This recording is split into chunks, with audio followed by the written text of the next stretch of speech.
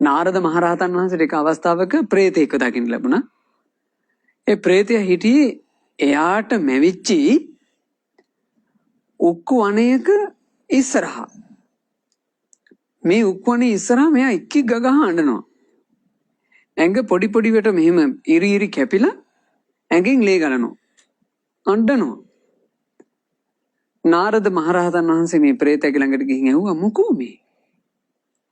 අනේ ස්වාමීනි පිපාසයි.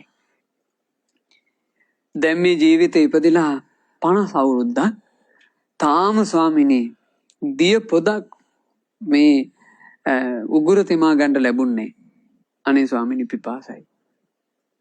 නාරද මහරහතන් වහන්සේ වදාලා ඉතින් ප්‍රේතය මේ උක් වනාන්තරයකට ඉන්නේ.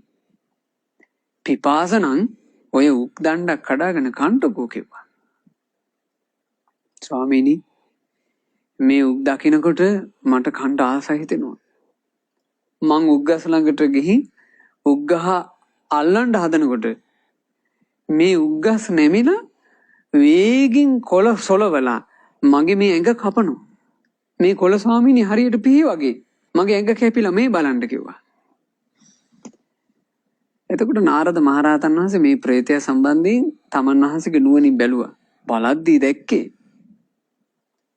මෙයාට මේ ප්‍රේත ජීවිතයක් ලබනකොට උක්දඬු වනාන්තරය ලැබිලා තින්නේ ඇයි?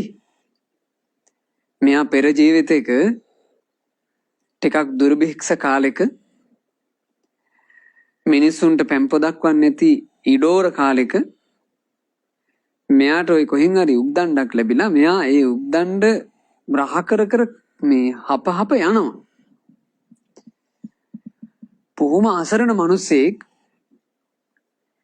මේ මිනිසගේ පිටිපස්සෙන් ඇවිල්ලා ඒ මිනිසගෙන් ඉල්ලුවා අනේ පින්වත මටත් පිපාසයි මටත් බඩගිනි ඔබ ඔය කන උක්දණ්ඩෙන් කෑල්ලක් දෙන්න බැයිද? මෙයා ඇහෙන්නේ වගේ ගියා. අර මිනිස්සයා ආයෙ ආවා. පස්සෙන් ඇවිල්ලා දැන් ඉල්ලනවා අනේ බටක් කෑල්ලක් දෙන්න. එතකොට අර ඉල්ලිල්ල බැරිකමට කැඩුවා උක්දණ්ඩෙන් කෑල්ල. කඩලා ආයිදා ගනි කියලා මෙහෙම පස්සට දැම්මා. ඉල්ලුවේ කවුද කියලා මූණවත් බැලුවේ නෑ. පස්සට දැම්මා. ඒකල ගියා. හැබැයි අර බිම වැටිච්ච උක්දණ්ඩ අහුල ගත්ත ඒ මිනිසයා පින්දිදී කෑවා. අනේ මිනිසයා මට උක්දණ්ඩ කෑල්ලක් දුන්නා. නාරද මහරහතන් වහන්සේ කතාව කිව්වා. ප්‍රේතය උඹ දන්නවද? උඹට මේ උක්දණ්ඩ කැලේ ලැබිලා තියෙන්නේ උඹ මේ කරගත්ත පිනට. හැබැයි ප්‍රේතය දුන් විදිහට තමයි ලැබිලා තියෙන්නේ. දැන් ඉතින් දීපු විදිහටම ගන්නේ කිව්වා. ඉස්සරහා බලාගෙන ගියොත් නම් ඔහිට පුළුවන් කමක් නැහැ උක්දණ්ඩ කල්ලන්නවත්. ඔය පාසෙන් පස්සට යන්න. පිටිපස්සට අත දික් කරලා උක්දණ්ඩ අල්ලලා කඩලා ගන්න. එතකොට ගන්න පුළුවන් මේ කිව්වා. ඉතින් මේ ප්‍රේතයා පිටිපස්සට හැරිලා දැන් ගහ දිහා බලන්නේ නැතුව යනවා. ගිහිල්ලා මෙහෙම පිටිපස්සට අත දික් කරලා අල්ලලා කඩලා ගන්නවා. ඉතින් එහෙම ගන්න පුළුවන් වුණා. දැන් නාරද මහරහතන් වහන්සේ මොන නොගැහෙන්න ඒ ප්‍රේතයාට ඕකවක් කරගන්න ලැබෙන්නේ. දුන් හැටියටයි ලැබෙන්නේ. දුන් හැටියටයි ලැබෙන්නේ. ඒකට මොකද්ද කියන්නේ? ආගමන දිට්ඨිකෝ. දුන් විදියට ලැබෙනවා කියන ප්‍රඥාවෙන් දන් දිය යුතුයි. යත් යත් තස්ස දානස්ස විපාකෝ නිබ්බත්තති. ග්‍රහපතිය එහෙමනම් යම්කිසි කෙනෙක් දන් දෙන්නේ යම් යම් තැනක ඒ දානේ විපාක පහළ වෙයිද ප්‍රනීත වූ බත් අනුභව කිරීමට ඔහුගේ සිත නැමේ.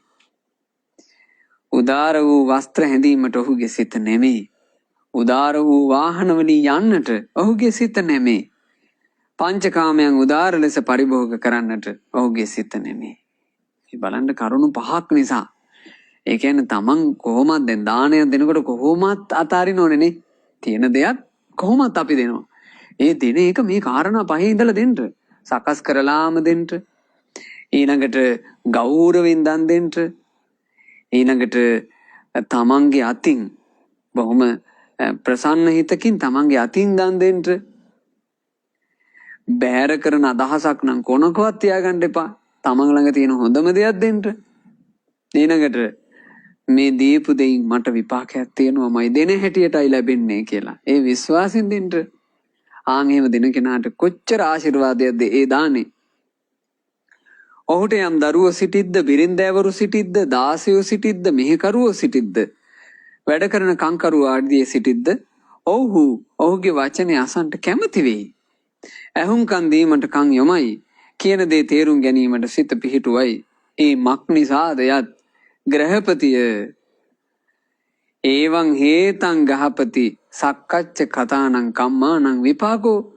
සකස් කරලා කරපු කර්මයේ විපාකයේ ඔහුම තමයි ග්‍රහපතිය. නිසා තමන් උතුම් කොට රැස් කරන කර්ම පිංගුතුනේ ඒක සකස් කරලාම කරගන්න ඕන.